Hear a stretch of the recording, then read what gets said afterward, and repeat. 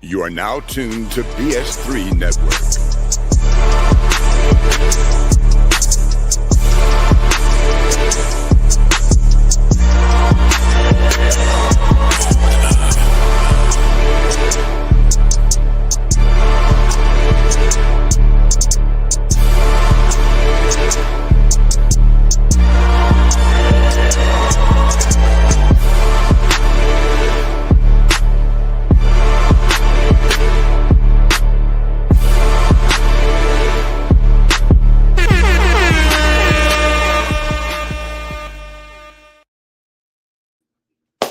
And we are back.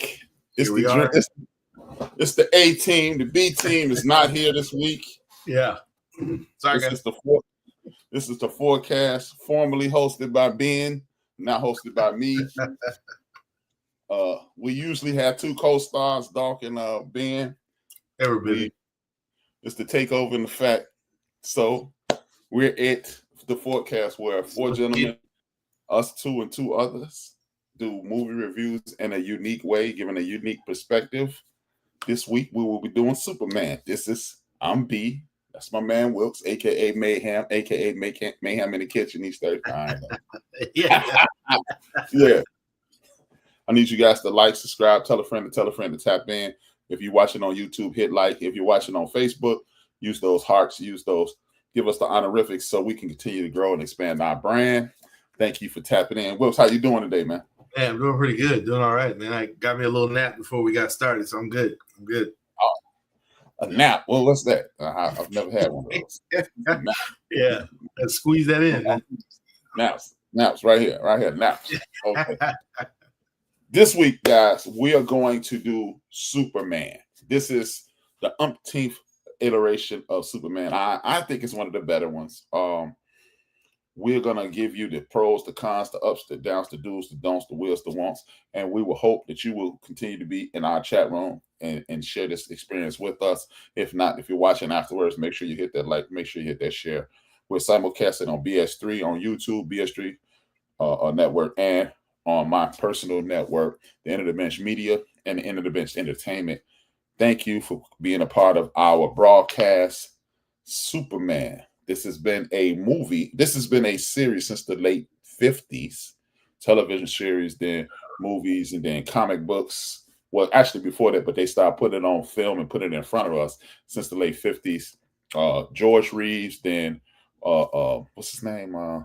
Christopher Reeves. Christopher Reeves, yeah. I couldn't think of Christopher. And then we've had several Supermans in the midst. So many. Yeah. So, as we say each week, we're going to start off at the top of the food chain. Big Illinois just tapped in. Thank you for being a part of the program, Big Illinois. It's always good to see you. Let me turn on the chat so my blind behind will see it. And if not, I'm not going to be able to see it. You're going to do all the reading because we know your man needs glasses. Your man needs glasses.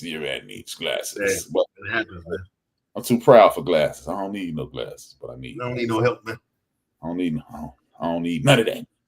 But with that being said, hey, what are your initial thoughts from this? Watching it for the very first time, you came in in regards to life. You came in about 10 years into the series. Yeah, they pretty much it. Yeah, Superman 1 it came and won an Oscar, and then Superman 2 came. But this one, I enjoyed it for what it was. Some of the stuff was kind of like, oh, well, whatever. But I think that's in any Superman because you can get a Superman that's going to give you the deep aspect, the meaning of life. Why am I here? Why am I struggling? And then you've got that human aspect where it's like, hey, we all going to struggle. If you live this life, we didn't raise you to abuse your powers, and you have these abilities. So Superman can give you a lot of mixed stuff. I like that Mr. Terrific was in this because I like that balance. It wasn't just a smart Bruce Wayne. It was a smart Mr. Terrific. So he was calculating everything and doing a great character to add to it. But no, I enjoyed it. I thought it was okay for what it was. I've said it before. I like the fact that we don't have to really keep retelling the story. We know what happens to Krypton. We know where Superman, where he ends up, stuff like that. So, and and this one seems like a still a younger Superman, like he's still kind of finding his way a little bit. Like he's not. He's not even like some of them were Superman. He's fighting. He's like crushing the competition. But in this one, I mean, he's getting his butt handed to him, a few times. So, I like the speed of it. I think it's one of my favorites. Probably not, but I mean, I respect the fact.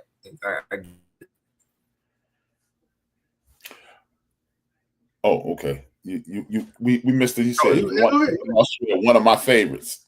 Probably not, and we lost you after that. Repeat that, please. Oh, my bad. I was going to cut out. So yeah, it's probably not one of my favorites. It's definitely something I watched it again just because we were going to review it, but it wasn't terrible. Like, oh man, this movie garbage. Why I spend my money? Because I saw it at the movie theaters too. But no, I enjoyed it for what it was. Well, you know what? I'm gonna pick up right where you left off at. It is one of my favorites. I think like the original Superman with Christopher Reeves, 1978, 79, wherever it was, that would be my favorite. Then part 2 would be the second one, and this would be a very, very close third with the number 2 with the original General Zod and things of that nature. I definitely will put this at the forefront of Superman. My man, Big Illinois said, Lex was the world's biggest hater. Yes, he was. Lex Luthor is the original hater in comic books. That man was the king of haters. No matter what setting he's in, whether it's from the 70s, the 80s, the 90s, he don't play. He's always, even the cartoons, he's just been a hater, man, because he don't have those abilities like Superman. He's a criminal mastermind, but he just don't have that extra push. Exactly, and that's the beauty in it, man. What I enjoy, as you stated, what I truly enjoyed about this is what they did. They did not. And then he was on the planet, then the planet blew up. We know that. You don't have to tell us, hey, people who gonna make the next Batman, don't tell us about his parents getting killed. And we know it wasn't. We know it was Joe Chill. It was not the Joker. Don't tell us that anymore, please. Don't tell us the story. We good right there. But what I truly appreciated was they made it applicable to now. You are not going to be able to BS the world now because everybody got cell phones, everybody got videos, and you had the aspect of public. I think, and I really want to know, I thought about this as I was watching it. I may be stretching. Let me know, reel me back in if I'm not. I saw this really being an affront to our current president. I can see that. Lex Luthor is the current president of the United States of America, and people are bamboozled and fooled into following him, and it's all about him. Look, I mean, even that dude in the Middle East, he was Bibi Netanyahu. Yeah. It was the whole thing, and that's what I really enjoyed about it. They brought real world Superman issues real world issues into a Superman movie. Thoughts, questions? Right. No, absolutely. I mean, especially with the media, Lex was controlling the narrative of the media. So and actually, that's the first time I've actually seen that version of Lex before. Because the Lex I've always seen is he's somewhere in a penthouse, or he's tucked away in a mansion thinking about what's the next thing I can do to get to Superman. But in this one, I mean, he's actually, hey, cue camera 3 and all that. I mean, he's directing the narrative of, I need this war to break out so I can do this deal behind doors because I need this land for such and such. Now, that definitely has always been Lex's thing. There's a comment that I've said before, and it's from the cartoon, The Adventures of Superman. And Lex is telling Superman, he's like, the one thing what humans will always need, they need land. Because they're always got to build. And that's one thing that I'm trying to control. And he was trying to control that. So that was kind of like what was happening in this, but through the media's eyes. I mean, it was definitely set up for today's issues, like you said. I mean, and to reaffirm your statement about land, think about the one when Lex Luthor was played by Kevin. What's his name? I can see his name. Spacey. But Kevin Spacey. When he's played by Kevin Spacey, he created a landmass in the midst of the Atlantic Ocean and where New York City and Europe was. He created a landmass. So you're right. The original Superman, he wanted to knock California off the map. So because he bought up a whole lot of land, bought up a whole lot of desert land. So this is a guy who has been front and center. I need this, and I'm gonna do everything I can. That was the beautiful part in it. Something else I really liked about it. They again, this is what I saw a whole lot of similarities with current times. They made Superman an illegal alien. They made him an alien. They made him somebody who we turn the general public against him because I'm taking away from the natural superheroes. I really appreciated that. And it is basically, it is what art is for. It is what, in my opinion, these are some of the greatest movies I've experienced in my life. When you take a real world issue, present it to the world, much like, even though it has absolutely, totally polar ends of the spectrum, when you are in a situation like with John Q, healthcare was right on the precipice of being an issue. So they made John Q, and John Q showed the American populace, you need to do something about this. Even though here we are 25, 30 years later, we still haven't done anything. But it did show, it held up a mirror to the world. This did the same thing with Superman. What are your thoughts and concern? What are your thoughts about that? Yeah, I think it's one of those things where it's like I said, Superman is so layered as a character. I mean, like I said, you can get the deep aspect of it. I think they're all, and I think that's the one good thing about comic books. Even if they have real problems that they're pulling from, and so with this being presented like the way it was, it's definitely one of those aspects that it's like, okay, we have this figure. We're going to tell you, he might. What if he turns on us? He get control. It's like, he be fearful because he may end up. What if he gets tired of it and we can't control him, and now he's gonna destroy us and he's gonna take these things away? Now you're pushing that narrative to people saying, we need to fear him. We need to get him out of here because if not, he's gonna turn on us or he's gonna try to rule over us. And I don't know if it was in this one. Did they mention that, or was it in another one where they were saying like, he's getting the earth ready for his people to come back anyway? Like he's trying to. It was okay. That's right. Yeah, his plan was to come here and this one in Zod. Yeah, because he was trying to we'll send him there and he'll scout the earth for us, and then then he'll bring his people here through whatever kind of machine or something like that. But yeah, again, controlling the narrative with media, controlling them with fear, knowing that Superman, like you said, he could go God mode and be all powerful, but he also had that human aspect, being raised by just some normal former country family, saying, hey, you don't have to be like that. That's not, I mean, there was even in Smallville, the dad was thinking that not Zod, but Kal-El was not Kal-El. I can't think of it. Jor-El was being rough on him, thinking, hey, he's not, I understand that's your earth, your alien son, but he's my earthly son, and I know what's best for him. So him just trying to have that war with, well, I'm an alien. I'm trying to help these people, but they don't want my help. But yet my earth dad tells me, to persevere and still treat them, the way you would want to be treated, kind of thing. So yeah, Superman has so many layers, many layers. I mean, it can go so many different ways. I think Batman has his moments too. All those characters like that are, they've come from some type of maybe despair or something like that. Here, Big Illinois again. You say, hey, a big fan of James Gunn, although I like the Man of Steel. This version was a little more upbeat, and I totally agree with that. That's the only thing I didn't like about this version was the dog. The dog was a little too much. That was a little too much. Yeah. I get the comic relief. I understand the concept of breaking the monotony of being good versus evil, bad versus good, and then up versus down, left versus right. I get that, but the dog was after a while it was like, look, enough with the damn dog. I don't want to see anything else. No. Yeah.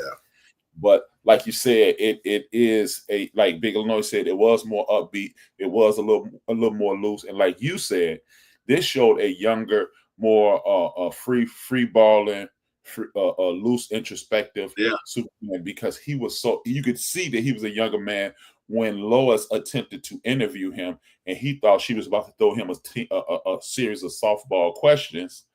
And I like that. I like that switch up. I like the fact that when he in old Supermans, Lois was always getting the quick interview, the side interview. Hey man, blah blah blah. Right. I talked to Superman this week. That was always Lois's job, but he took it on himself and made himself a viable source of the media. What did you think about that? Oh, I thought it was a great, because I don't think I've ever seen that on any other Superman. It was always been Clark the shy, and even I didn't pick up the shy Clarkness craziness in this one. He was kind of quick, with the come firebacks, but yeah, I thought that was a different aspect.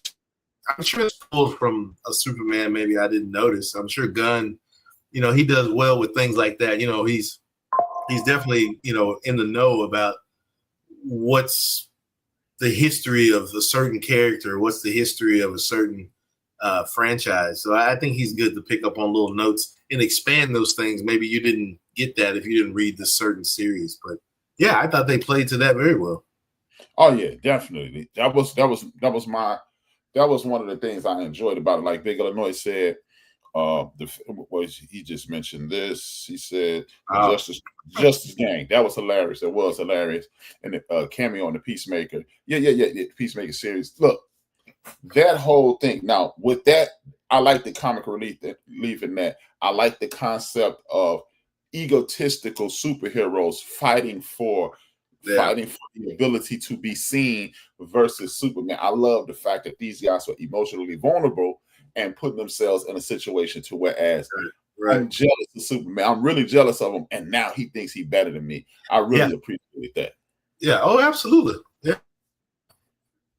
It's a good spot that they play on that aspect, and even more so because that's like he said, Lex has been the biggest hater forever. But or like any other enemy he comes up across. I mean, you have people like losing their minds if they couldn't figure him out because they're like, man, we almost had it. We almost beat him. And like, how did he get out of there? How did he get away from that? Mm-hmm. It just drives them crazy because it's just like then they want to try to extract the power from his bones. Like, you're not getting no power. One of the things that I really appreciated was the fact that when Superman found himself in peril, Lois went to the Justice Gang. Hilarious. Not the Justice League, the Justice Gang. Yes. But they gave us introspective. They opened another door. And the door that they opened was the reason no one can figure out Clark Kent is Superman is because those glasses he wears. Yeah, like, come on, man. Like, that was genius. That was pure genius. That is the craziest. That's got to be the most simplest. Just put them on corrective eyelids. It's like he needs glasses anyway because he gets great vision. But I can't think of anything else. So let me just put on a pair of glasses and talk goofy and fall all over myself. Exactly. And as big as Christopher Reeves was, to pull that off for him, he's a big dude, man, trying to act goofy and throwing himself around. Exactly, man. That was ingenious. And again, it's taking modern day world because not only you got cameras all over the world, surveillance cameras all over the world. Everything is being recorded. So this is a guy who has to protect himself from the secrets that he's withholding, his family, personal life, who he is, who he's walking around as. So I need to be able to trick people. Yeah. And it also gave you a peek into how ingenious. And nobody's ever talked about this. That Superman is a wildly intelligent individual himself. Right. Because think about it. He has to come up with these plans. He's fighting on the fly. He's doing all these things. And look, even when Lex was saying A1, B4, S3, he came up with those. But he said and the brother in the Lex gang was like, he's been watching them for 20 years. He said he's been watching them for years, figuring out his fight patterns. So, and he adjusted on the fly. Something else I truly enjoyed. Yeah, no, definitely. It was, like I said, it's one of those things where he's intellectually intelligent, and once he sees that, okay, there's a pattern here.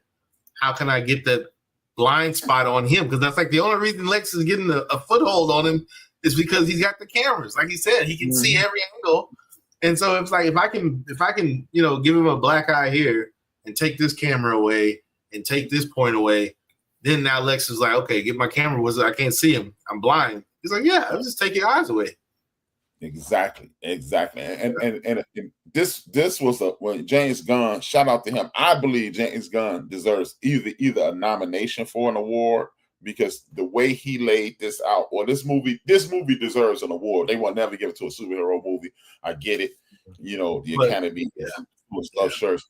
But the concept of the creativity in this and matching it to modern day society was pure, unadulterated genius, because who would have ever thought to have Superman hypnotizing people with the glasses? Who'd have ever thought letting Lois Lane know up front Superman is Clark Kent? Who'd have ever thought to put the Justice Gang, a bunch of goofballs, oh man, the Justice make Gang, them a part of the story, an ancillary part of the story that you're going to weave into in future iterations of this. Oh, absolutely.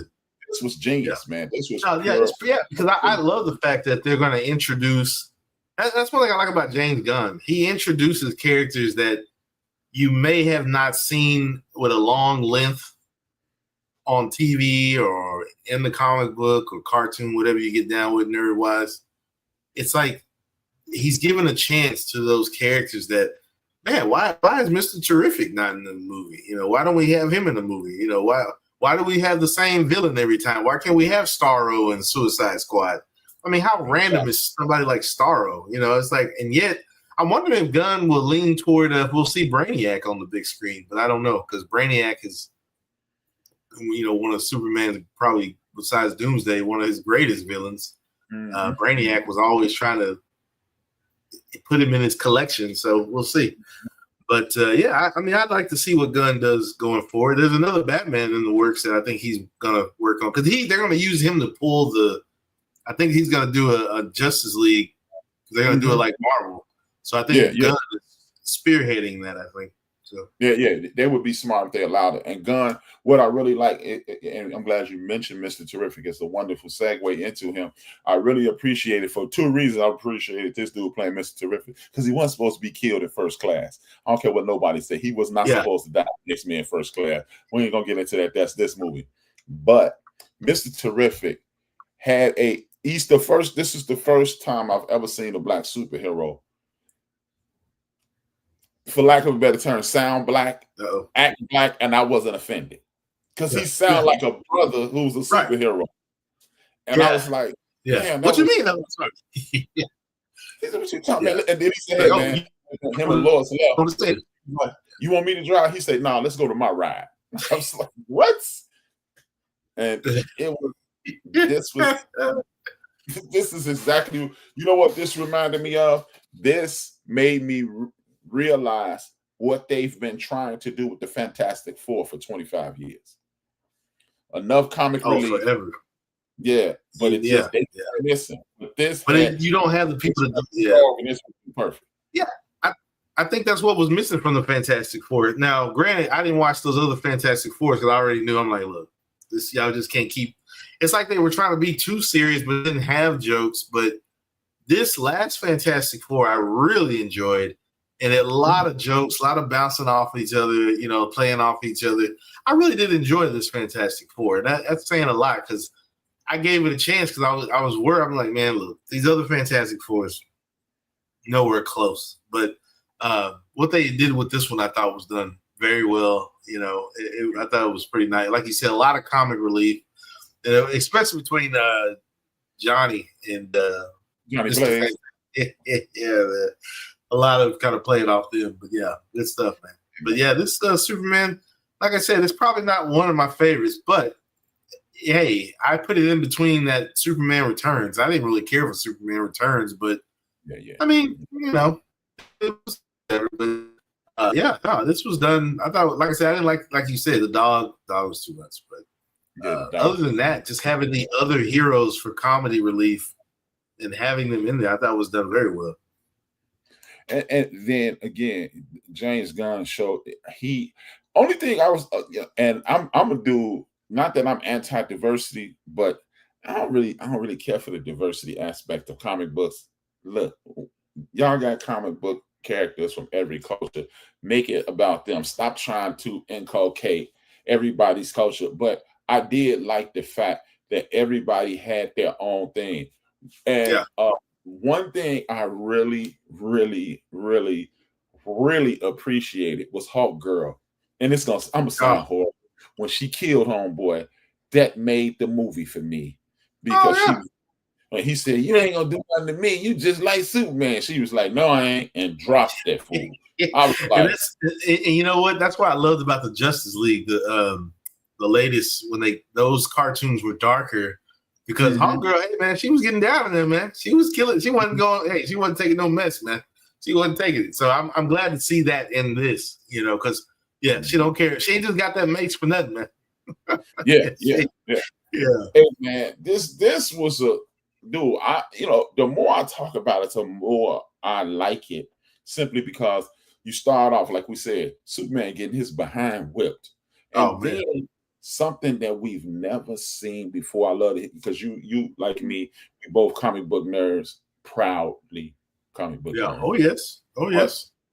But what I've never seen, and even in the comics, because I don't read DC, so you're going to educate me on this. What I've never seen is the fact that Superman does have to recharge. Thoughts on that? Oh, yeah, definitely. Matter of fact, when I was, so the death of Superman, where is like giving him the business, but his father, and a matter of fact, I'll put it where you can really understand it. Remember in, I think it was part 2, it wasn't the Quest for Peace. Maybe it was part 3, where they cloned Superman, that DNA, they had a strand of his hair. Well, he had to fly up to the sun to get that recharge. I think they touched on that a little bit in the Christopher Reeve series. He had to fly up to the sun to get, even though I know, like he had to fly up to the sun, and he stayed inside the kind of like the range of the sun, and he recharged. But it was like they just kind of barely, because he was fighting the clone of himself. Yeah, he was fighting. They had made it out of that. Yeah, they had made it out of that strand of the hair that was holding this. I don't know how. It was like 1,000. It was like holding a 10,000-pound weight. Yeah, that ball. Yeah, it was like a weight in its head, and so that's what Lex Luthor used to clone, or his version of Superman. But yeah, man, I like that idea that because the different sons, they give him different abilities. Like he said, his sister cousin, his cousin Cora, she goes to other planets where there's a red sun, so she can get drunk.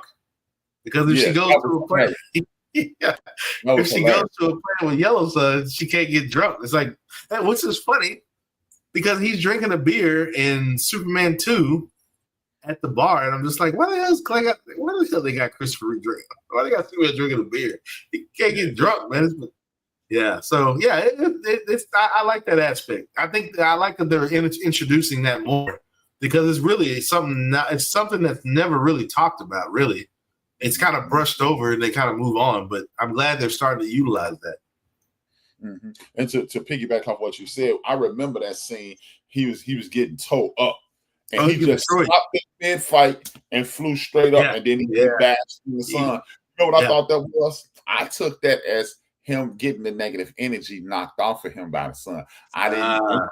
This very moment, I never seen he recharged his battery and went down there and beat. Yeah. He was getting his ass handed to him. Getting beat down. Yeah, I like that. I like to see that. I like that that's in there. Like that's how he keeps that strength. I mean, even when the kryptonite is away from him, if it's been a heavier dosage, he still has to get that recharge. So, I think that's pretty awesome. You know what? When you say that, I'm remembering all the times he was met with kryptonite, and then he always went to the ozone and then came back down. So he's got to get that. He's got to get that. He got to get that recharge, man. Got to get that radioactive stuff off of him. Oh, I hadn't watched it yet. I hadn't watched it. Yes, yeah, but thank you for putting that on our mind. Thank you for putting it on our listeners' mind. For those who are listening, this is the BS3 Network. This is the Fourcast featuring the A team. The B team should be back next week. All four of us. That's the B team. We're the A team. Yeah. And Ben, we gonna really tell our agents to ramp up negotiations. Yeah, man, we got to ramp up the demands. Right, man, we gonna need at least Wednesday, Thursday, Friday, and Saturday off going forward. But hey, we'll talk about it. But yeah, man, this is to me this, and I only mean concept wise. Concept wise, this might be the best, unless you can give me a better one. Concept wise, comic book movie in either DC or Marvel, because this gave us backstory, this gave us insight, this gave us weakness, this gave us strength, this gave us humanity. Superman actually got angry in this with his girlfriend. Right, exactly. Yeah, I definitely check that out, Big and Lloyd. It's on my list to do. I just hadn't got around to it. But yeah, I don't think this is typical James Gunn. This is what James Gunn does. This is what he did to the Galaxy, the Guardian of the Galaxy. If you watch the first season, I haven't started the second season of Peacemaker, but the first season, you saw that the relationship between John Cena and his dad, like how he was, and just kind of like, hey, Suicide Squad, he brings that believable element to his work. It may be different from those that, okay, well, we don't really. I think it works. I think that's why when I saw James Gunn name behind this, I was kind of iffy, but then I was like, okay, James Gunn gonna do what James Gunn. He's gonna give you some of that slap. He's gonna give you a little comedy. He's gonna give you some humanity. He's definitely gonna pull in some real world situations, but he's not gonna try to overburden you with those. He's just gonna make you think a little, or you're gonna be like, oh man, I didn't see that the first time I watched it, or oh wow, you'll catch it right away, and you'll be like, oh, that's typical James Gunn. So yeah, no, I can't think of anyone that had an original concept like this. It's Gunn's blueprint again. I don't think there's. It's just like with Starkiller. Starkiller and Guardians of the Galaxy. Originally from Earth, now living among the stars and meeting different races of people and working with a crew. I think that's just James Gunn. I think that's his element. I think that's what he does. Yeah, it just shows you the humanity that he has functioning inside of his brain. And if we follow the James Gunn blueprint on humanity, no, never mind. We don't want to get into politics. But this is exactly what art is. This is the purpose of art, to hold a mirror up. To like when you even though this isn't James Gunn, but when you look at Silence of the Lamb, people don't remember when Silence of the Lamb was made. That was right after Jeffrey Dahmer debacle. That was directly after. Yeah. So, it gives you a peek into the world, and we've gotten further and further away from that. We live in a society where we like the great Chuck D said, instead of teenagers, we got screenagers, and that goes from age 10 to 75. You stuck in your screen. You got a phone that's with a computer in your phone. They don't even want to do. They don't even want to use their imaginations no more. I mean, it's just like, dang, man, I can't tell you how many times I sat in the middle of the floor playing with Hot Wheels, having to stack some books together to make some ramps, make a city. I'm using all kinds of books and buckets. I'm like, man, I got to make it work, man. It's like, I got one for you. Dominoes. When last time you remember that was a thing for us to see somebody dominoes making shapes. Oh yeah, man. As a matter of fact, I had a wooden set. What's going on?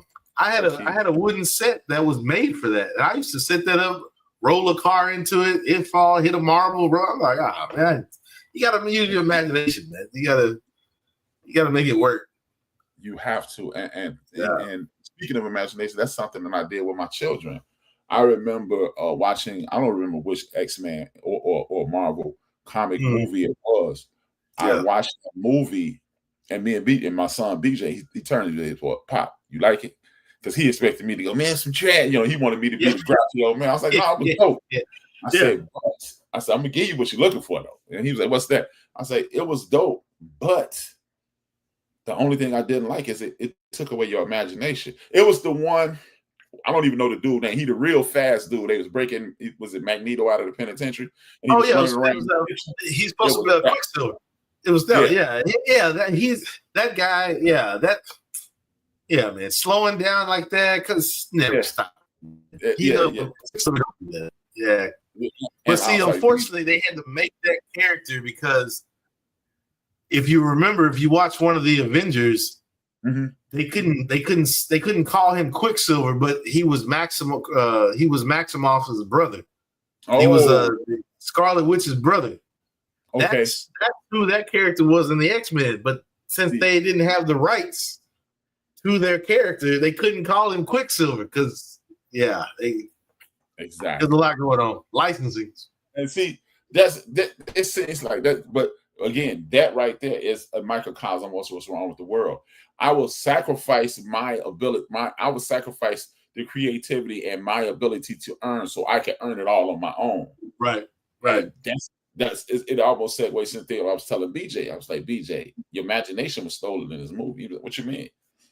I was like, BJ, they would have made that dude real slow when I was a kid. He couldn't get it. So I went to YouTube and I pulled up the $6 Million Man.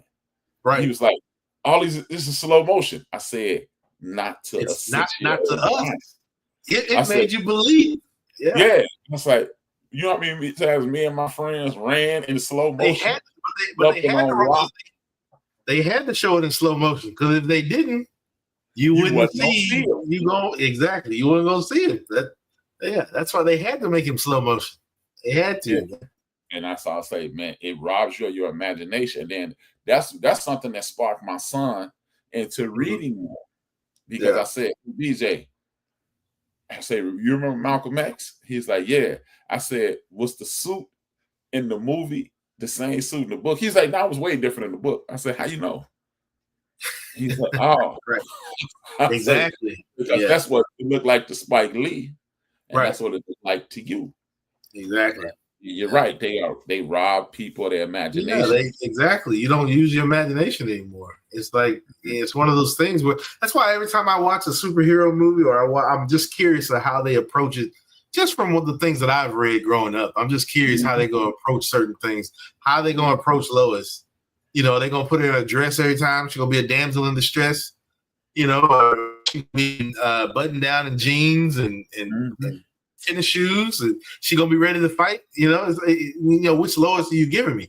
Because how many times have we seen Lois always in a dress, being a typical reporter, getting the scoop, but has no fighting ability, doesn't know how to defend herself. You know, she, like I said, got to make her a damsel in distress. Now you're making her, she tough, she drinking beer, she fighting back, she knocking back to you. And look, just to affirm what you said again, just to piggyback off what you said, go back to the original one. Even though Margot Kidder was in a dress, she was smoking cigarettes, driving fast, no seatbelt.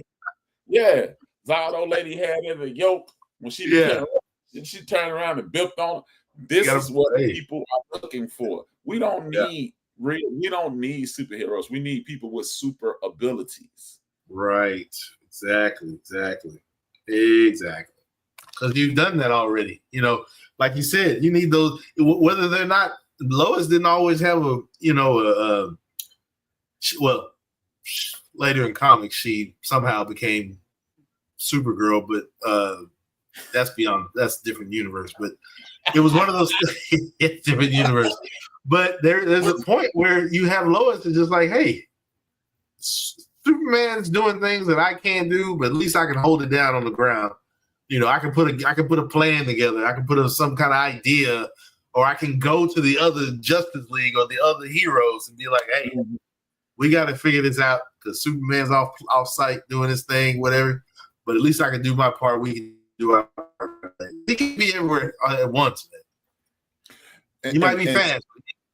Yeah. You just have better abilities than me. You're not better than me. Again, this shows you he continues to put humanity in the story. No matter what your abilities are, maximize your abilities so you can be the best. Be a superstar at what you do. Like even speaking of that, your thoughts on, for the very first time in the history of Superman comics, as far as I know, Jimmy Olsen is not a bumbling idiot. Talk to me. Oh no, they made him like that. He's not like that. He's not a bumbling idiot. He was actually pretty smart. But they just, you always got to have that one that takes the fall, and we're gonna make him goofy, and we're gonna make him crazy. But the comic books, even in the Death of Superman, and that's when I first encountered Jimmy Olsen. Mm-hmm. He wasn't a bumbling idiot in that book. He wasn't stupid. He wasn't like the goofy dude tripping all over himself, wasting the paper and stuff like that. Nah, he wasn't. Even the kid on Smallville, the black Jimmy Olsen, he wasn't even like that. He was an athlete. So see, I'm not a DC guy. I'm totally ignorant. This is my introduction. This is what's going to force me to back map and check out DC stuff, because I've never been a DC guy. I always thought it was kind of lame. Them capes, and they walk around with their drawers on the outside. Like, fix yourself up. That was so whack. Yeah, man. Like, what you doing, Adam West? Yeah, they got the Robin Hood and tights effect going on. Yeah, man. I was like, this is stupid looking. Man. Like, what is happening? My cousin Craig, he had his mom used to literally go to the newspaper stand, get the whole stand, bring it home. So when Craig got to read them, he gave them to me. So I was like, I Superman lame. And then, hey, I'm proud of it, but it's not. I really stopped messing with Superman when Muhammad Ali beat him. I was like, man, you can't beat Muhammad Ali. The classic comic. Yes, sir. Oh, I was like, man, I'm rocking with you, man. You a superhero, a regular man. Right. You're a sucker. Yeah. So the great Muhammad, man. And then, again, Marvel always was relatable. DC is not relatable. I can see that because like with Marvel, I felt like New York and San Francisco and Chicago was their mecca, and definitely in New York, Harlem, Hell's Kitchen.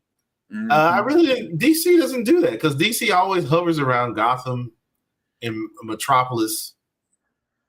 And if you got other DC characters like the Green Arrow, he's in Washington, Seattle, Washington.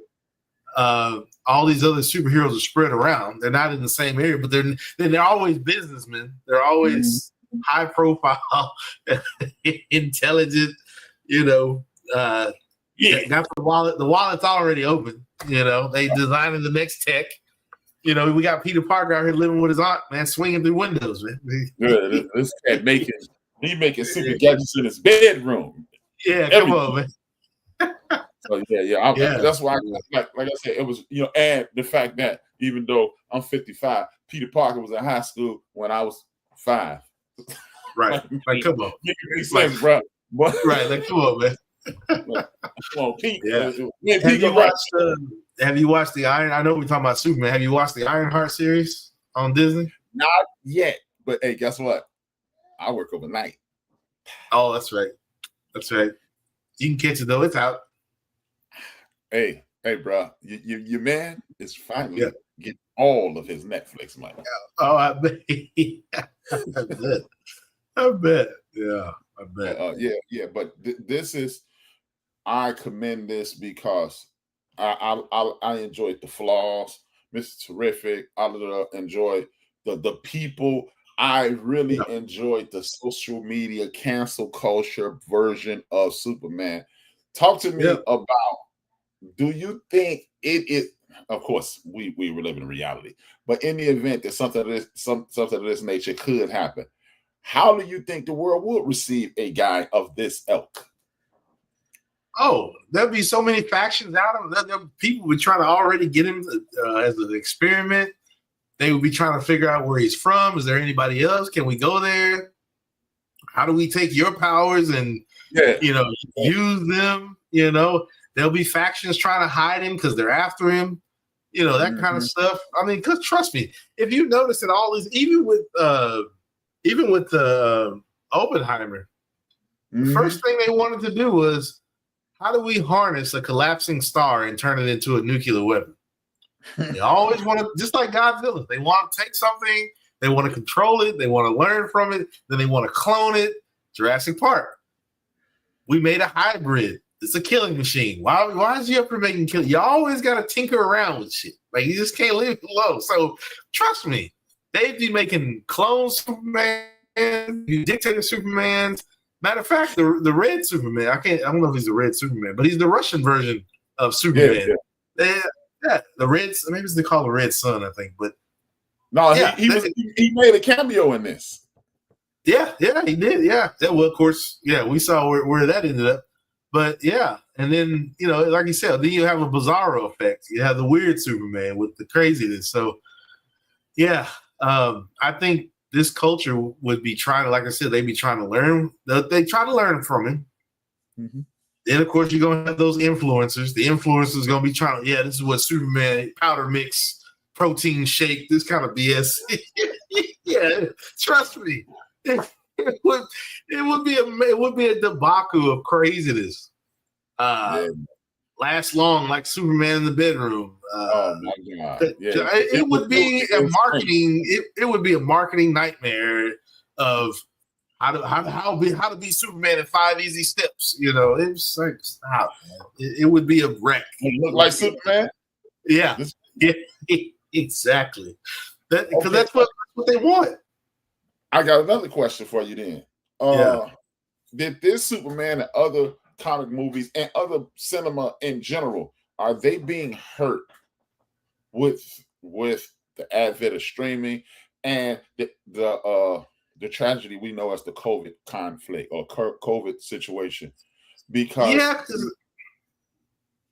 go ahead. Yeah, I think so, because the first thing to stream, and people were worried about it. Well, not people, but I think more of the studio was worried. It was Trolls. So when Trolls came out, it was during COVID. Trolls was the first one to test the streaming service. I felt like there was another one after Trolls or before, but Trolls was like the biggest thing. It was supposed to come out. COVID broke out. They couldn't figure out, well, how can we get this movie? We can't nobody's coming to the movie theaters. So how can I get people to watch these shows? That's how, to me, that's how streaming service was born. Because you found out that streaming supposed to be a blockbuster movie, or not box office, supposed to be a box, or maybe blockbuster for kids, but it was supposed to be, which turned out to be a big movie. And how can we get that into families' homes because they're not coming to the movie theaters? Then that's when Amazon was like, well, guess what? We'll try to run it on Amazon, but you got to get Amazon to watch it. It was on Amazon Prime. That was the first thing it streamed on. I believe that was Amazon.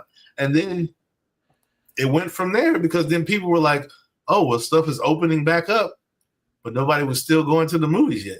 So they had to rework how they marketed cinema again, by like nerds like myself or collectibles. They got special popcorn tins. You can only get this if you come to the movie theater. You can't get, or unless you waited to somebody to jack up the price on eBay. But they got it with some Broadway plays were there. They were rerunning movies, trying to just get people back into the theaters. But I think also too is when they started promoting only in theaters. If you want to watch this, it's not going to be on a streaming platform. You're going to have to get out the house to come see this one. If you want to see it, if you trust that all is well and back to normal, you're going to have to come. We're not budging on this only in theaters. And I think that works. I think, trust me, the movies are back booming again. I mean, when people want to go see something, the movies are packed now on shows. Oh, absolutely. Jordan, the theater experience from 90 days to 20 to 30 Universal. Are we watching the death of theater, or we hope not, or should they just hold off? No, I think we need movie theaters, because there's nothing like that experiencing going to the movies. Yeah, I get it. Most people find it more convenient to wait at home and wait, you don't have to worry about somebody talking next to you. That's gonna be where somebody whispering, somebody kicking the back of your seat. That's neither here or far, but neither here or there. But when I go, I mean, the fun of making sure you get the best seat. You still have that experience. I don't really eat there when I go, but maybe a little popcorn or some Reese's Pieces or something like my kids or myself. It's something I want to see. But no, I think the movie theater are still the number one movie date night, or kids. They got movies the kids are wanting to see, and I think the theaters are getting back to that. I think they're getting a foothold back on getting people out of the house. Now the problem is these movies don't stay as long as they used to at the movie theaters, because I just saw Superman back in July. We're in September, almost October, and it's already on. I remember it took forever for a movie to. Yeah, a movie would move through the theater, stay there for about 3-6 months, and then move to the dollar theater, stay there about a few more weeks, and then it went to Blockbuster. Then it went to Family Video, something like whoever's in your local rental place. But yeah, I personally believe that they need to go back to that model, simply because of the experience of people do what you give them the opportunity to do. Exactly. Like you said, look, man, I don't care who you are. And look, you don't want to go to the movies with me, man, because it better be exactly what I want to see. Because if it's for me, movie theaters, in regards to my psyche, the way my genetic makeup is, if it ain't or you better kill somebody fast, or something better happen fast. Because if you put me in a dark room by myself, quiet, that's what's happening. That's just who I am. I don't care if you get me in. Hey, Brian, go take a nap. We're going to movies at 8. I can wake up at 6:45, take a shower at 7:15, get to the movie at 7:45, at 8:15. Right. Man, I not go sleepy in the dark room. Hey, man. My body says, hey, this is where you get you some you can get you some rest. But I do enjoy the theater experience. When it is the movie that something unique happens earlier. Oh, now you pique me, and then I'm gone. Right. And then it's, but no, I love that. Yeah, that's what. Hey, I was glued to the Fantastic Four just because it was like, okay, I knew the other ones did not hold up, and I get it. They tried. Marvel was still in a bankrupt status. They were just kind of getting their people back. And when I was watching it, I was just like, man, this is really good. And then I was just like, man, it's got comedy. I love the retro futuristic kind of thing, because that took me back to the cartoons. When you'd have a break in between Looney Tunes and they'd show you like some kind of futuristic cartoon, the floating trash can and the floating car, but yet it was like half futuristic, half, like the experimental kind of living. I liked that aspect from this movie. It was almost like, I don't know if the whole world was like that, but it was almost like New York was like this experimental time machine in that movie. It was just like, we're gonna test out the future of the city right here in New York, and then we're gonna slowly progress. That's what I felt. Yeah, I definitely understand. I definitely agree. But let me read this. You can't beat the movie experience. You can't beat the theater experience. Packed theaters watching Sinners or Endgame, for instance. Hey, man, absolutely. You are watching a film of high quality. Big Illinois is 100% correct. I've never cried at a theater or cried watching a movie, but the closest I ever came was watching John Q in the theater, because my son was just playing baseball at that time. And it totally, I was like, well, it wore me out. Now, when I watched it again at the crib, it was like, yeah, man, this is crazy. But I wasn't engulfed in it. And whether people love to complain about that talking and stuff, that's part of the experience, man. It doesn't bother me. The smells that like I said, I think if we know y'all watching Universal and all those and Pixar and all that. Look, first cut us in or cut it out, and second, maybe you guys should revert to the old model. because it's nothing like the anticipation of something. The anticipation of something enhances the enjoyment every solitary time. Even like when music, it's cool. Beyonce pop up with an album and then we all love it. KRS-One comes out with an album, Rakim comes, but you just pop up and it's an album. But you know what? It is September 22nd. The new such and such album is coming out the day before Thanksgiving.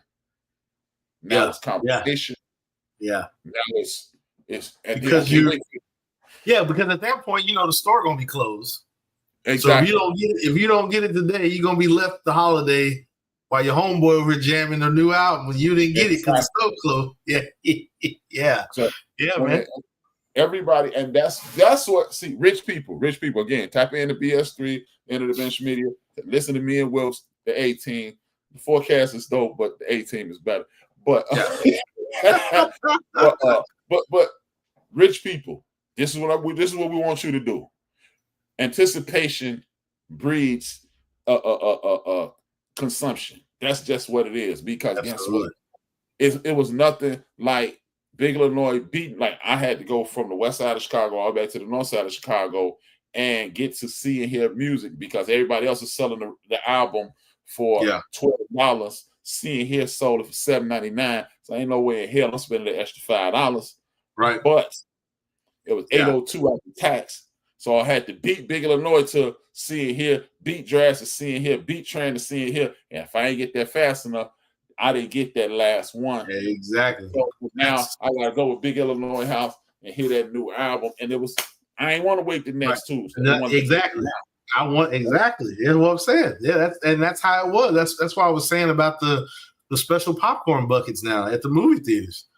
These movies are getting collectible. If you're collectible, if you know somebody that's a collector, you're getting special popcorn buckets. And these ain't no little chintzy popcorn buckets. These popcorn buckets, they glowing in the dark. They playing music. They lighting up. They doing all kinds of smoke and mirrors. I mean, So, you they trying to grab the money now. Exactly. Exactly. Just like the sports. Hey, that's why I was just telling somebody the other day. Right. And that's why I was just telling somebody the other day. Matter of fact, I think I was telling my son, he was here over the weekend. I was like, we lived in Radio Shack. We couldn't see what the next hottest remote control or Casio keyboard. We wasn't even musicians. We just wanted the next keyboard. It's just, man. Oh, yeah. The Galactus helmet the Galactus bucket is dope. It is crazy. Then you got the Fantastic Four car bucket. I mean, it's man, I'm telling you. That's little things like that they're missing out on because you want to rush to get it to HBO. But I remember me, Big Illinois, and Drass once again went to see Coming to America, and then we had to wait a calendar year to go rent that video or purchase that video because it lived at the movies. It lived at the movies, and then you either went to see it again or you had to and that's the crazy part. You watch with greater intent for enjoyment because, for one, I ain't got another $8 for this. I do not have another $8. I got to watch. Hey, man, you focus. You enjoy it, man. Yeah, man. Because, like you said, it's that anticipation. Like, oh, man, Eddie Murphy dropped another one, Harlem Nights. We got to go see it. We got to go get it. It's just like, even McDonald's played into that. Any hot movie that was coming out, McDonald's had the collectible glass of the toys, man. That McDonald's was already on top of it. They was marketing. It was just like, oh, you want to go see that new Batman? We got the Batman glass. We got a Batman burger. We already got what you need. Dick Tracy, all that, the Little Mermaid, Disney. Mermaid, all those kid movies. It was commemorable. It was cleaning up.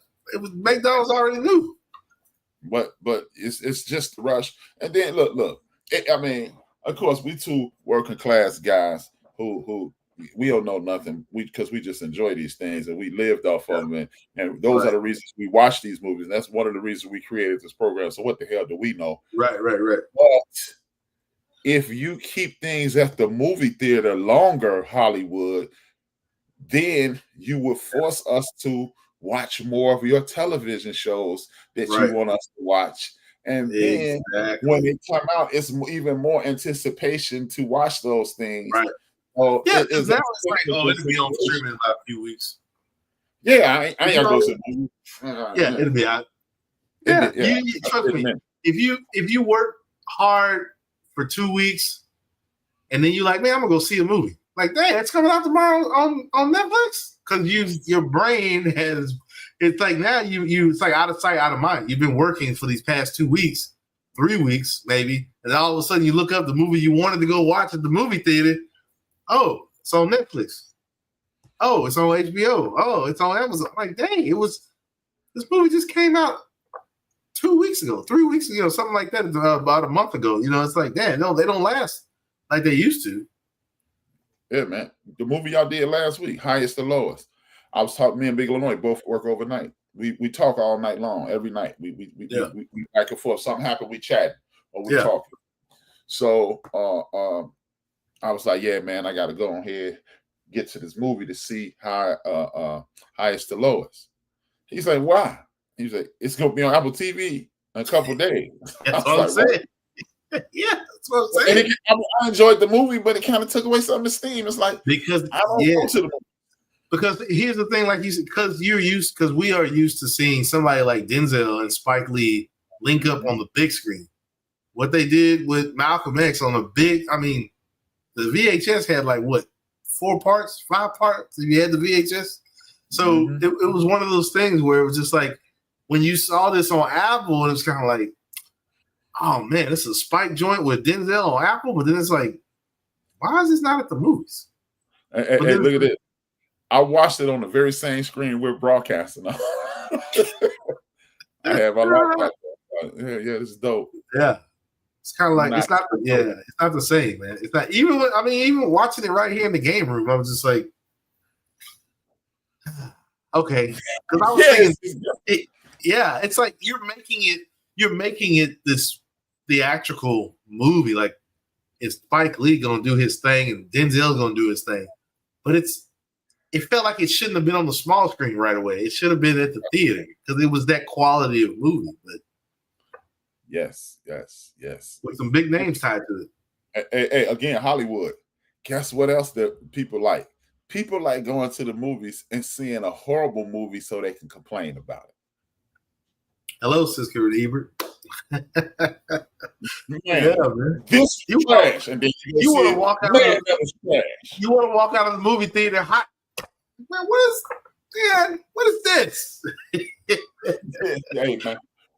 Hey, one of my most enjoyable moments in the history of me going to the movies, my cousin Curtis King, man. Shout out to Kurt, man. We went to see Original Gangsters with Fred Hammond Wilson, Jim Brown, Foxy Brown. Yeah. All of them. That movie was trash. It put the truth in trash. It's done so bad. But the big names behind it, though. Yeah.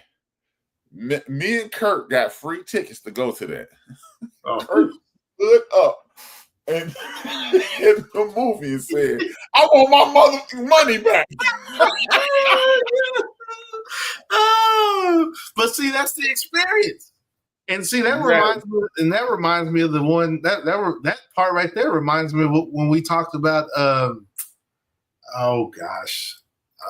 Cooley High.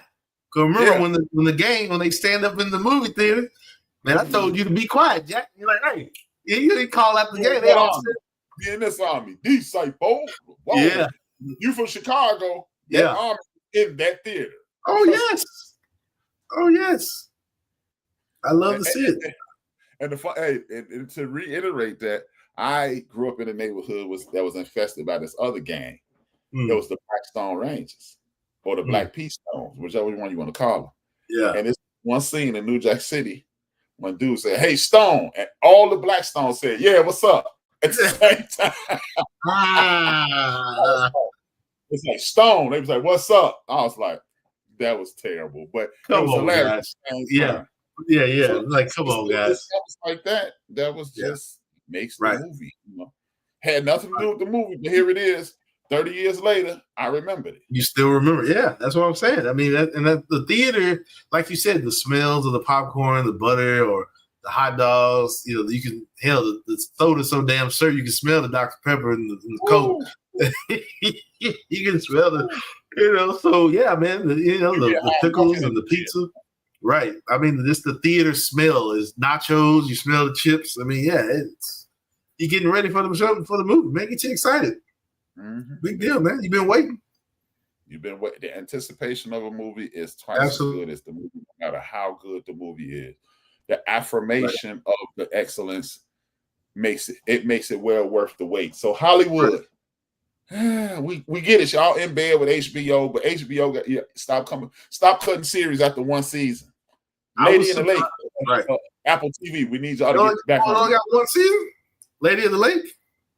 I ain't seen one. I ain't seen part two. That joint was hot. Yeah, I was like, it did well.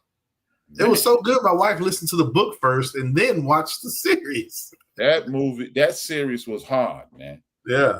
Yeah. So if y'all leave some stuff in the theater, then y'all can make season 2 of Lady in the Lake, and then y'all can figure out a way to make Dope Deep season 2. Yeah, because it's a lot of there's a lot of things that, like I said, I'm surprised how quickly they're getting to the streaming service. Yes, there's no way Superman should already be on HBO. I feel like Thunderbolts stayed the longest because even Captain America: New World came to Disney before the Thunderbolts, and the Thunderbolts came out before that.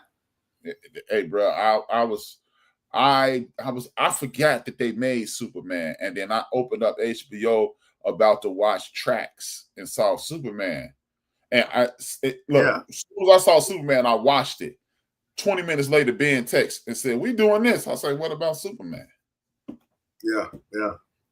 No, I thought it was. I had already seen it anyway, so that was perfect. I had already watched it in the movie theaters, and like I said, I watched it again for the show. But yeah, I was just really surprised how quickly, because when I saw it on the phone, I was like, HBO. I was like, I just watched this movie in July. Yeah, that's horrible, man. I was like, I thought it was at least like make October, November, at least. But at least back in the day, it wasn't even coming. You weren't even considering it. It was a year later. It was a year later. You wasn't getting that until a year later. Yeah. The anticipation, y'all need to go ahead and hire me and Wilkes, man. You know, Ben ain't paying us right no way. The last check was kind of man. Don't open your checkbooks, man. Wednesday, Hollywood. Get your checkbooks open, man. Let's talk, man. Let's negotiate. Let's talk. Okay. With that being said, we're gonna move to final thoughts and Mike rating. Yeah, absolutely. So my Mike rating, I'm gonna give it a 4 because, like I said, I'm a Superman fan, but there are some small gripes. But at the end of the day, Superman is layered. They can give you any Superman they want. They can give you a serious Superman with that dry humor, or they can give you a Superman with that, like, oh crap, that was hilarious kind of humor. You know, that James Gunn slapstick. You know, because even Richard Pryor was still being his comedic self in that Superman. So, I give it a 4. Did not care for the dog. I do like Superman's cousin. I do like her small appearance. Typical James Gunn. She's wasted all over the place. You know, she goes off. Nice little cameo.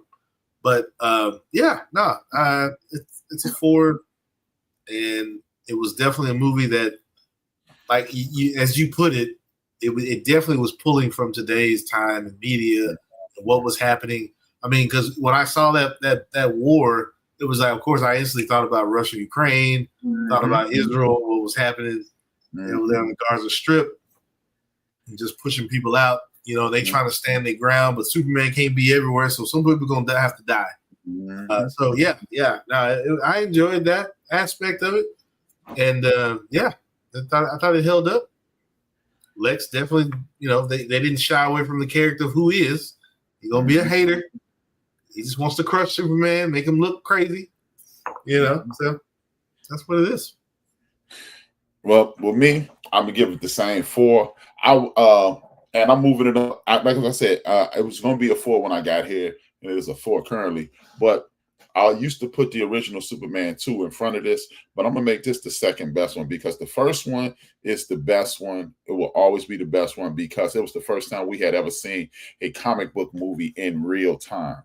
With Christopher Reeve's original Superman, nothing will ever beat that. So that was super dope, the way they laid it out. I love Gene Hackman. I love Christopher Reeve. I love Margot Kidder. It was a wonderful situation. But this will be number 2 for me now, simply because even though the dog got on my nerves after a while, it was like, okay, enough with the damn dog now. Yeah, man. Jeez. But I love the brother in there. I love the Green Lantern being the dickhead. That was cool. I love that. I love Hawk Girl being a person with superpowers instead of this upright citizen that can't be stopped. Yeah. You know, I really appreciated that the human aspect, the Jimmy Olsen doing what he had to do, the Lois Lane doing what she convincing the other heroes to stand up for what was right. The brother what's Mr. Terrific had the dopest rise in the world. Yeah, man. Instead of her accepting it as a dramatic escalation of the door, she's like, "You got the fastest car in the world," and that door moving that slow. He's like, "I'm still working on that." that was dope. Shout out to James Gunn.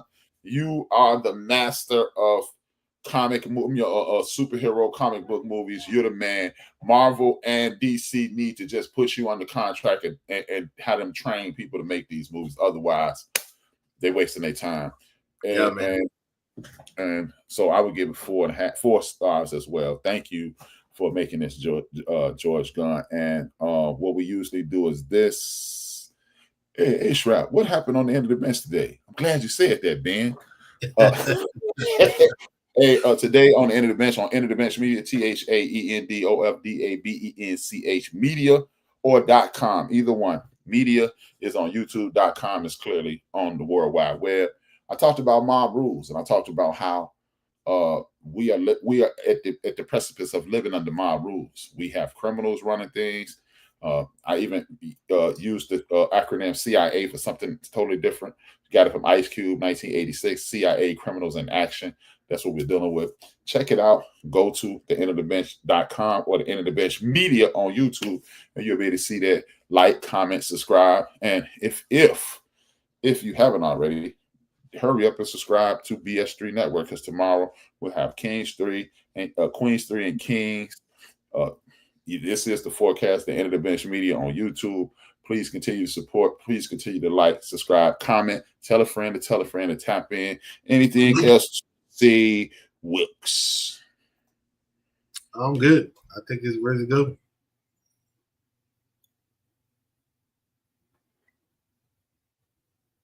Did he close it out? He didn't even stop it. Well, y'all have a good night. I guess I have to close it out. I have to do my thing. It's just me. Y'all be well out there. Shout out to y'all. I'm sure he probably left. No, I'm back. Oh. It just went haywire. With that being said, 2 fingers, 1 word, and we are